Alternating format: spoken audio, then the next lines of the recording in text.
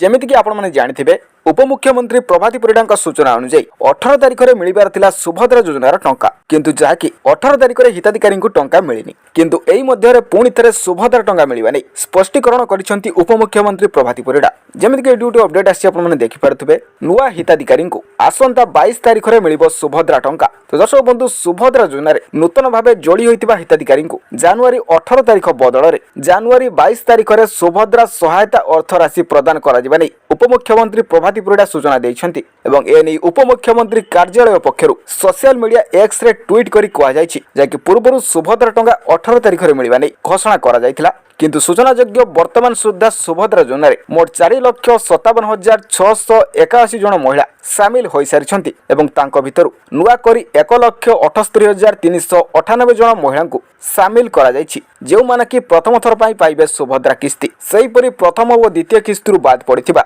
2,55,265 जन भी एका थरे दुईटी किस्ती पाइबे। या छड़ा आपण मानकर बहुत सारा कमेंट रहउछि आमे तीनोटी किस्ती पाइछु आमको पुणी केबे मिलिबो चतुर्थ किस्ती टंका तबे जानि रखंतु पूर्व मध्य उपमुख्यमंत्री घोषणा करथिले जे आसंता महिला दिवस अर्थात मार्च मास 8 तारिख में हिताधिकारी को मिलिबो चतुर्थ किस्तीर टंका आउ मात्र मासे 1.5 मास पर आपण मानकु मध्य मिलिजिबो चतुर्थ किस्तीर टंका। तेबे आगु गई भली अपडेट पाया पई वीडियो को लाइक करंतु एवं चैनल ले नुआ थिले एबे ही चैनल को सब्सक्राइब करंतु एवं पाखरे थिबा घंटी चिन्ह को दबाइ दियंतु। तेबे रहउछि जय जगन्नाथ।